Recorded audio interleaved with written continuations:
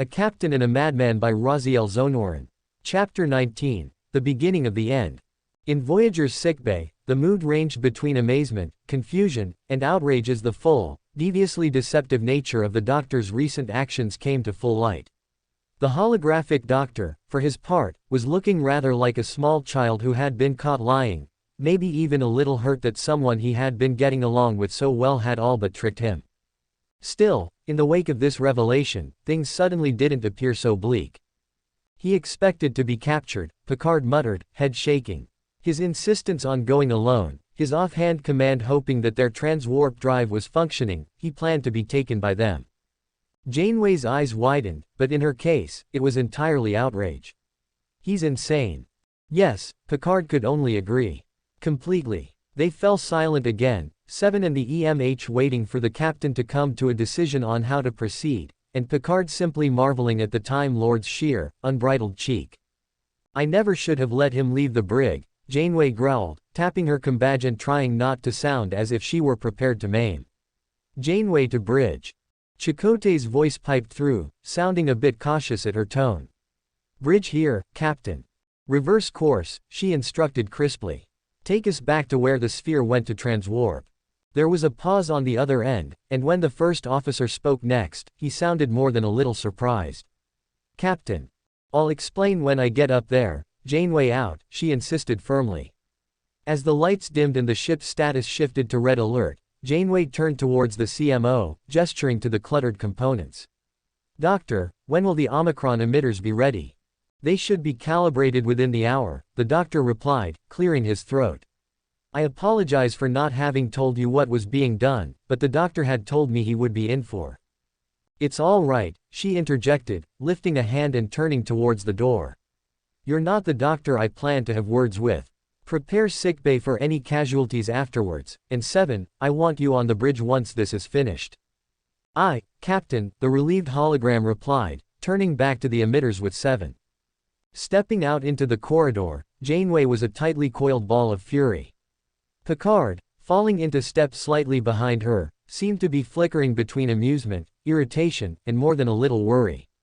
Neither spoke a word as they entered the nearest turbolift, except for Janeway, who barked for them to be taken to the bridge. The turbolift began its journey, and the next few moments passed in stony silence.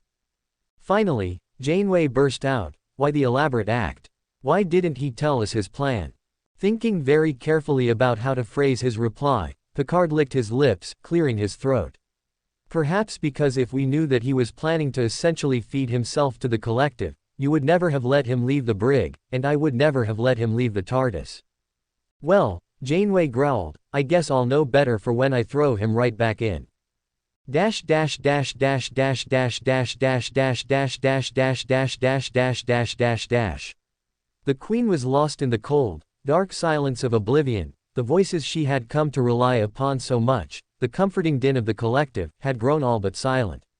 She could hear the faintest murmurs, muffled, in the air, but she could not hear the words, feel the drones. It was as if she had been sealed in a tight, padded room, locked away from the world outside. She staggered, slumped to the ground as her own mechanical body ceased to respond to her commands, and opened his mouth to speak, but a sound of pure, unintelligible despair was all that passed from her lips. I'm sorry, the doctor murmured, his tone mockingly concerned as he approached her. Are you feeling a little lonesome? With the Queen's voice silenced, the nanoprobes in the doctor's body had slowed to a near crawl and the drones had been quite reasonable in releasing him. He had regained much of his strength, though he knew sooner or later they would complete the job. What? The Queen's head twisted, from side to side, scanning the room with such confusion. What have you done to me? Given you a little break, the Time Lord murmured conspiratorially, leaning a bit closer. I had a very hard time breaking your security protocols enough just to access the force fields. I knew you remodulated the encryptions surrounding the collective's primary subroutines far more quickly than I could crack it. I wouldn't have been able to decode them quickly enough, not with a tricorder, not even if I had my sonic screwdriver. Inferior technology, came the sneered and predictable reply, the Time Lord mouthing along to those two words in perfect sync as he rolled his eyes. The Queen had stopped trying to move, and settled instead for looking haughty and formidable, something difficult to accomplish, given she was on the ground. I needed a faster interface, the doctor continued as if she hadn't interrupted, smirking even as a single finger tapped his temple, ignoring the soft tug at his mind as she once more tried, and failed, to wrench back control. As it so happens, you lot were kind enough to provide me with one. The Queen's eyes widened, flickering to his head, understanding and horror slowly dawning. Bingo, the doctor murmured, grinning with dark delight as he shrugged. A Borg cortical node. Operates, quite literally, at the speed of thought, and connects a freshly assimilated bloke directly to the collective. Normally, you can drain the knowledge from him and copy it to your databanks. The same will be done to you, the Queen insisted stubbornly. Oh, but no, the doctor murmured, looking all but manic, and, of course, very pleased with himself. See, the link functions both ways, and once I was able to input data at your pace, well, it was actually embarrassingly simple to rewrite the central plexus base encryption and disconnect you from it, lock you out much in the same way I myself was locked out. Of course, it wasn't so simple as that. It never was, for even as the doctor was inputting his own data into the collective, the Borg's hive mind continued to try and subjugate his own will, their innate instinct to assimilate too deeply ingrained for him to completely neutralize. He was able to fend them off, keep his individuality, but the concentration required was immense. He wouldn't be able to keep the effort up forever, and when his focus faltered, his mind would be lost to the collective. The Borg Queen, largely helpless, glanced towards the two drones that had brought the doctor in. She desperately, frantically reached out towards them with her mind, trying to command them to help her, to move, to do anything. The drones don't listen to you, Mum, the doctor murmured as he spread his hands wide, eyes hidden by the shadows cast across his face. I decided that it was high time your collective got accustomed to the commands of someone a little less melodramatic, and besides, who wouldn't want to be king for a day? The look he received in reply was one of pure venom, unable even to move her own robotic body. Ignoring her entirely now, the doctor turned away and crossed to the far end of the room, his head lowered, eyes closed as he clearly seemed to be concentrating on something. He could hear the Queen, of all things, vocally commanding the pair of drones to assist her. And when that proved futile, she finally turned her ire back to its cause. What is it you intend? The Queen demanded, jaw tight. Our destruction. I need to borrow your monolithic hive mind, he replied distractedly, waving a hand distractedly over his shoulder as his eyes slowly flickered shut. I knew you would be only too delighted to offer it yourself, but I find hijacking far less socially awkward than asking a stranger. She seemed about to speak again, but could only shudder. Even though she had been stripped of nearly every connection to the collective, she had enough awareness to feel the Time Lord's influence spreading across the subspace link like a digitized plague, infecting ship after ship, bending loyal drones to his own will. Never before had she felt so helpless, so inadequate to the task of preserving her collective. You will fail, she spat at him. Maybe, the Time Lord admitted, his eyes distant, and then slowly closing. Time to find out. Dash dash dash dash dash dash dash dash dash dash dash dash dash dash dash dash dash dash. The doctor's mind plunged into the collective, influence spreading faster and faster over the subspace links that bound every ship together. It was so much more than a cold, calculating exchange of binary. He could truly hear every voice, sense every captive mind and the wealth of knowledge buried in them. The nearest vessels were used as launch pads to fling his influence further and further from the Uni-Matrix, and within mere moments, he had spread himself out along their sprawling network and become their king. And as his mind intruded on the collective, their incalculable ranks began to grind to a halt. On a dozen worlds under siege, on thousands of Borg vessels and occupied systems, for several long minutes, millions upon millions of drones halted their activities. Maintenance, disassembly, assimilation, all were stopped at once as each and every drone lifted their head upwards. One last, whimsical command had the monotonous, sonorous voice of the collective utter one word through that incomparable hive mind. Geronimo. The Borg King began to gather the collective's knowledge, and it was vast. The Borg as they were now had not existed for more than a handful of centuries, their rise to power meteoric as a result. But although they were for all intents and purposes an infantile race, the species that they had assimilated over the centuries had been far older, and far wiser, and the wealth of their wisdom was stored, unused, in vast databanks throughout the collective. The Borg King compiled it all. Faster and faster the data flowed, star charts mingling with sensor records, gravitational studies, subspace analysis from millions of assimilated scientists and researchers. The subspace link that comprised the collective had never before been so active, so full of the din of voices, all knowledge flowing towards Unimatrix 01. The Guardian had said that it would take 10,000 minds 10,000 years to find the answers, but the king had at his command billions, if not trillions, all unified on a single purpose. And throughout that din of information, the king worked like a conductor, organizing and driving the work, throwing every ounce of his own considerable brilliance into the task as the Borg began to analyze the information assembled. The strain of it was slowly building, as even his mind was close to being utterly overwhelmed by the endless cacophony of reports, figures and calculations that bombarded him from all sides, but he did not waver, only pushing the collective to greater and greater speeds, forming a mathematical model of reality itself as the minutes stretched into hours. And then, there it was. So much chaos, so much confusion, crystallized into a single, perfect truth that shocked him to his very core. For the first time since he had reached this universe, the king understood exactly what had brought it about, and, as the Guardian had predicted, he wished dearly that he had never gone looking for it, what he wouldn't have given, at that moment, to strike it from his memory. Horrified, revolted by what he had seen, the Borg king commanded the entire collective to rest, to enter a regeneration and diagnostic cycle all at once, and then he withdrew, leaving behind the endless tapestry of voices and knowledge, and returning to the darkness.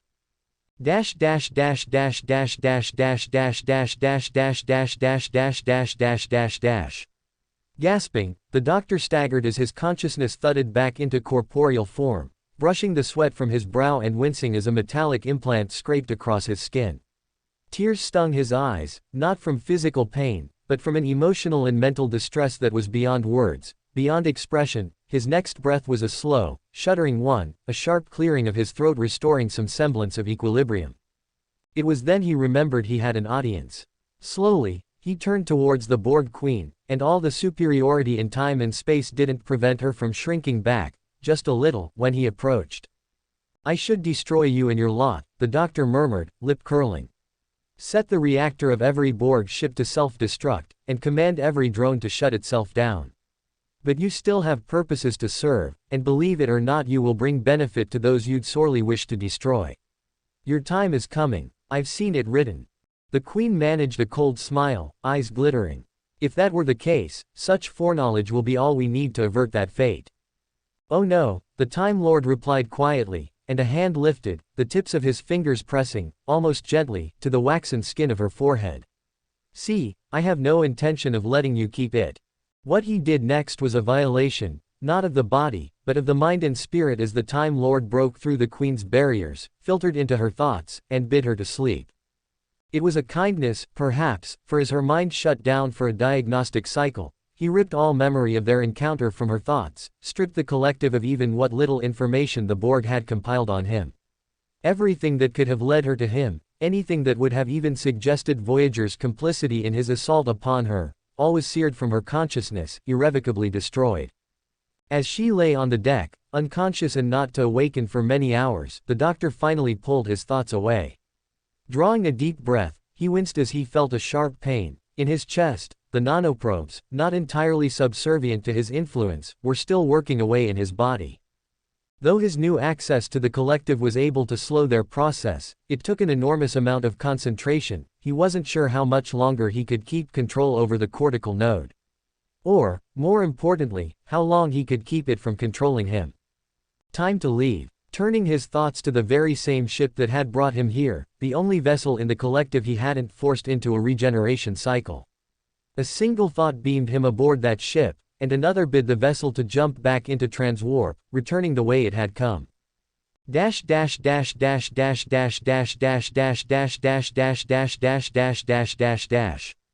Voyager had returned to the sphere's last known coordinates a little over 6 hours ago, and had been waiting ever since for any sign of activity. Though the first couple of hours had been tense, each subsequent one had been replaced with fatigue and a growing sense of hopelessness. Picard had been excited by the revelation of the Doctor's alternate plan, as it had infused him with fresh hope that the Time Lord would prevail. But each subsequent hour made that hope dimmer and dimmer, and though he had started out sitting on the edge of his seat, he was now settled back against it, almost slumping as he stared at the viewscreen. "Mr. Kim?" Janeway asked, for perhaps the 7th time since they'd arrived. Kim shook his head. "Sorry, Captain. I'm not picking anything up on sensors." Janeway only nodded, no longer seeming even surprised. 7, who was operating the auxiliary console directly behind the captain's chair, spoke up. "At transwarp, the sphere would have reached Unimatrix 017 hours ago." Picard spoke up next. "We know that he was expecting to be captured, however. We do know he was planning to be assimilated," Janeway replied through gritted teeth, fingers drumming on the arm of her chair. "But we can't be sure that he was able to carry out whatever plan he had after that. He could have underestimated the Borg for all we know, and whatever trick he intended to use might have failed, in which case they'd have finished his assimilation by now. Another ship might be on the way to assimilate us, as we speak." "I considered that possibility," Jean-Luc admitted, "but..." "Captain, with all due respect," Janeway murmured, "you haven't encountered the Borg's central intelligence. Though I promised not to reveal too much that would contaminate the timeline, I can tell you that if anyone had the willpower to subdue the Doctor..." Picard frowned a little, but only nodded, unable to find a proper reply. Janeway, in the meantime, turned her attention back to the viewscreen stoically. The crew had been on duty for nearly 11 hours, but as long as they remained so close to a conduit's exit, she wasn't willing to relax their guard in the slightest. Still, she made a private decision that if they saw no signs of activity in the next half hour, they would have no choice but to assume the Doctor had failed and... Her thoughts were interrupted as the ops station gave a sharp chime, signaling a sensor lock. The entire bridge seemed to swivel towards Kim's station at once, and Kim himself was completely focused on the new readings. "Captain," he said, excitement mingling with anxiety. "I'm picking up a surge in tachyons. It might be a transwarp conduit opening." "Mr. Tuvok," Janeway barked, "ready weapons, target the center of the emissions." "Weapons standing by, Captain," Tuvok replied. The moments stretched into small eternities all their own as the bridge crew waited, and then, with a shimmer of green radiance, a Borg sphere burst into view, decelerating to a halt just off Voyager's bow. The chaotic, yet oddly uniform design of Borg ships made it all but impossible to determine if this was the same vessel that had come before. "Mr. Kim," Janeway murmured, "analysis. No sign they've powered weapons, Captain," Kim replied, but before he could continue, his console chimed again. "We're being hailed. Audio only. Open a channel." The audio signal on the other end was filled with laborious, gasped breaths, and several moments passed before the man on the other end even spoke. "Captain," the voice was slurred, rasping, but it was most certainly the Doctor. "I once more ask for permission to come aboard." Janeway glanced towards Picard, who could only shrug, before eyeing the sphere on the viewscreen. "Doctor, we had good reason to believe that the Borg were able to capture you. Why did they return you here? Were you able to escape assimilation?" "Escape," the Time Lord murmured, then stifled a grunt. "More like delayed, but these nanoprobes are persistent little things. I have minutes at the most, too little time, to extract surgically. Please, just let me beam to sickbay. You lot can toss me back in the brig afterwards, if you'd like." Janeway's jaw tightened. Lowering shields to allow transport would leave them dangerously vulnerable.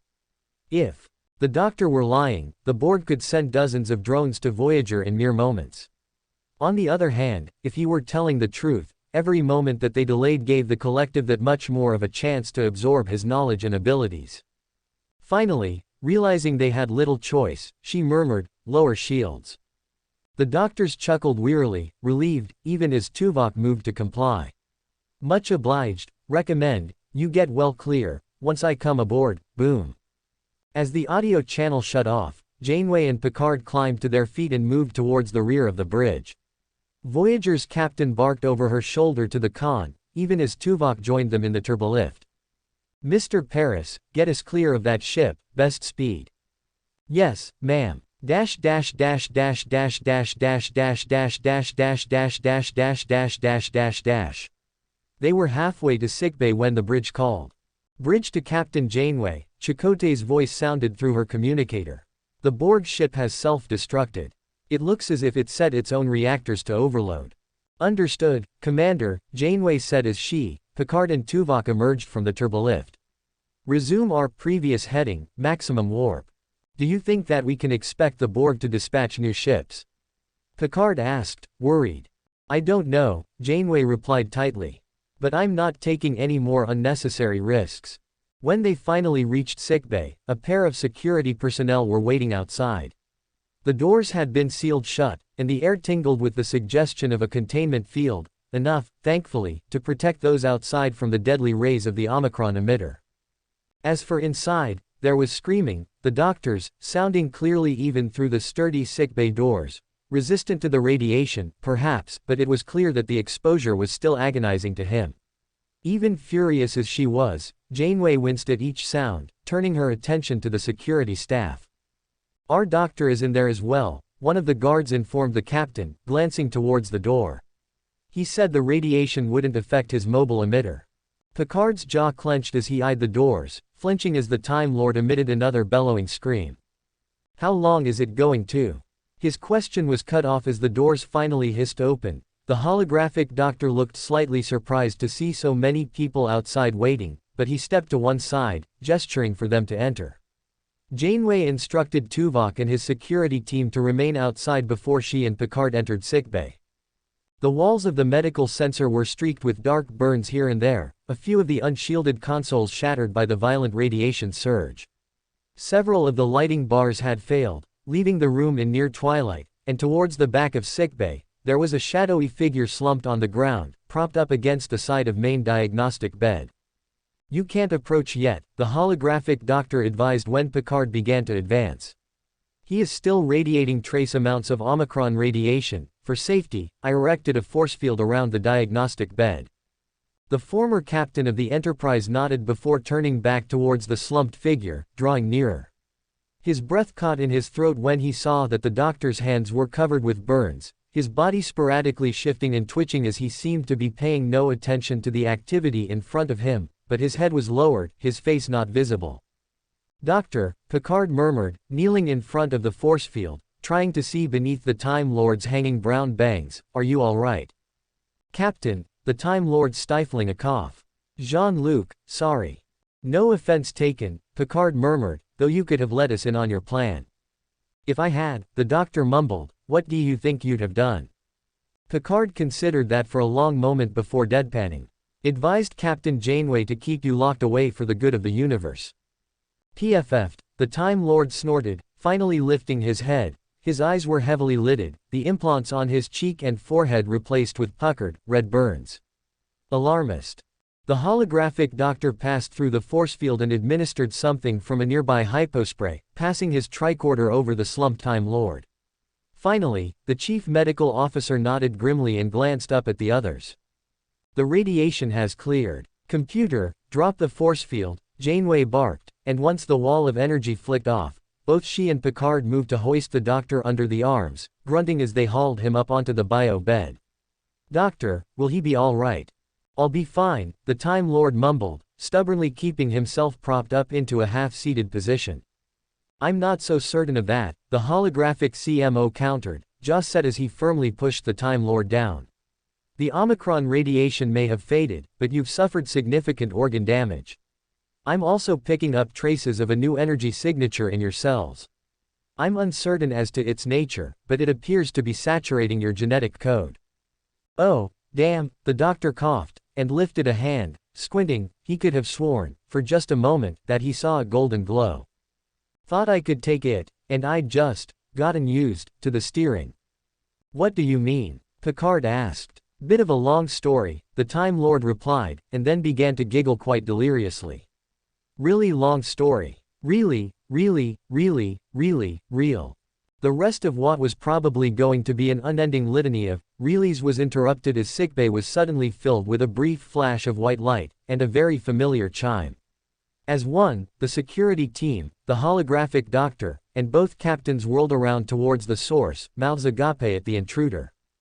The intruder who leaned so casually against the doorway to sickbay, arms crossed over his chest, dressed, of course, in a Starfleet uniform. The intruder who answered by that one, damnable letter. Q. Dash dash dash dash dash dash dash dash dash dash dash dash dash dash dash dash dash dash. You sent Q. Yes, what about it? Do you seriously think that, of everyone in the continuum, he's the one who should be dealing with this? He's the one who's been keeping an eye on the anomaly since it arrived, and he insisted that he'd be able to handle it. Besides, you have to admit, he'd be uniquely qualified to get it under control. Control. Q can't even keep his own son from terrorizing half the galaxy. How could you possibly think he was a suitable choice, Q? Q, I know he's had a long history of rabble-rousing, but you're the one who decided to restore his powers and rescind his excommunication from the continuum, remember? Yeah, and he started a civil war afterwards. Brilliant move on my part. Let's just give him a chance. Dash dash dash dash dash dash dash dash dash dash dash dash dash dash dash dash dash dash. Both Janeway and Picard had blurted the intruder's name at once, and both glanced at one another when they did, Picard with considerable surprise, and Janeway with a bit of a shrug that suggested it was a long story. Q, what are you doing here? The captain of Voyager finally barked, Picard just too startled by their apparent familiarity to take charge himself. The immortal, for his part, only shrugged. What, Kathy, an omnipotent cosmic being can't stop by to say howdy. And just think of the opportunity. Both of my favorite scowling Starfleet superiors in the same space. Q, Picard snapped, already feeling that familiar headache, this is not the time for your intros. So you're the infamous Q. That was the doctor mumbled, who, ignoring the chief medical officer's protests, had braced himself against the bio bed and staggered to his feet, swaying heavily. The one and only, Q replied, sketching an elaborate bow. Well, sort of. The handsomest one, and only. The doctor didn't seem amused, in fact his teeth flashed in a near snarl as he began to lunge towards the immortal. His limbs failed him after only half a step, however, and when he pitched forward, it was only the quick reflexes of Picard that kept the man from toppling facefirst onto the deck. Doctor, do not act rashly, Picard cautioned, gripping the slumped Time Lord by the shoulders to steady him, but his eyes widened when he realized that the doctor's skin was glowing faintly. What on earth? Why are you here, Q? Janeway repeated, back turned to Picard or the doctor, not seeing the glow. Oh, nothing to worry about, mes capitaines, Q replied airily, waving a hand, but his casual demeanor seemed forced. It's just that the dear, rambling doctor here learned a thing or two about us during his little field trip, and has a bone or two to pick as a result, isn't that right, boy? Matter of fact, I do, the doctor mumbled, shrugging away Picard's hands and managing to teeter on his own 2 feet. His eyes were jaundiced, and the glow was strengthening. Doctor, what is happening to you? Picard demanded, and when Janeway finally turned to see for herself, she instinctively stepped back. Oh, Q said dramatically before the doctor could reply, throwing up both hands, surely you don't believe that I'm going to let you find that out, Jean-Luc. He's about to go through a very private moment, so if it's all the same to you. It is not all the same to me. Janeway snapped, but Voyager's crew, and Picard, began to back away from the Time Lord as the glow began to turn into a searing, yellow light. I'll be taking him somewhere a little less crowded. Eyes glimmering, Q lifted a single hand and, before anyone could protest, snapped his fingers. The world was flooded by pure, white radiance and a single, echoing chime. Dash dash dash dash dash dash dash dash dash dash dash dash dash dash dash dash dash dash. Oh, what? Q's, well, he's disappeared. Disappeared. Disappeared where? Well, if I knew that, I wouldn't have said disappeared, would I? Leaving him and the anomaly alone is not the way I wanted this to go, Q. Well, then, stop ranting and help me find him. Dash dash dash dash dash dash dash dash dash dash dash dash dash dash dash dash dash dash. The doctor's senses returned gradually, and he awoke to find himself sprawled in a seated position. His eyes opened slowly, squinting as bright light flooded his vision. Even when they adjusted, it was only a little easier to see. He seemed to be surrounded, on all sides, by light, with no signs of walls, ceiling, or even a solid floor on which he cast a shadow. Turning, he saw that he was propped up against the base of his own TARDIS, the blue box closed and locked. Climbing to his feet, he grunted, expecting pain, and a little startled when he felt none. Glancing himself over, he could find no signs of bruises, burns, not even soot stains. He was dressed in his full suit and bow tie, crisp and clean as if it had just been washed and freshly ironed. A pat at his pockets confirmed he had his sonic screwdriver, his heat-sensitive glasses, psychic paper, all the things he had left behind on Voyager. Another, more hesitant pat at the top of his head confirmed his hair was even brushed. More importantly, it was the hair he'd always had. Without a mirror, he had to settle for pawing at his own face, but it still felt, well, familiar. Had he not regenerated after all? Oh, look who's awake. Whirling around, the Time Lord's eyes narrowed when he saw Q standing a few feet away, hands folded behind his back and overall looking quite pleased with himself. I suppose I have you to thank for this, the doctor said, gesturing to himself. Oh, just a little tailoring service that I'm only too happy to provide, Q said magnanimously, idly curling his fingers against his palm to examine his nails. As for the medical care, I finally got to know you, bit of a waste if you went and changed on me all over again. The doctor moved in a slow circle around the void, glancing about. He could feel no sense of time, space, it was as if they were quite literally nowhere. Although unnerving, it was only a brief distraction, as he turned his attention towards his TARDIS, running a hand across her surface. Picard? He asked, expression studiously blank. Voyager. All returned to where it should be, the immortal replied, chuckling softly. I was very good about making sure that Janeway and her loyal band of misfits have completely forgotten you showed up on their doorstep. I do the same to Jean-Luc, but sometimes it's just more fun watching him struggle with the ethical quandary of knowing the F. I know what you are. Q paused mid-word, brow lifting at the interruption, but he didn't seem surprised. Do you now? The doctor's lip curled just a little as he growled, yes. What you once were. The Starfleet uniformed entity's head tilted as a snap of his fingers summoned a comfortable chair. With a content sigh, Q plopped onto it and propped up his feet, gesturing towards the silently furious doctor. Oh, do go on then, Q drawled, brow lifted. What, oh great savior of the cosmos, did I used to be?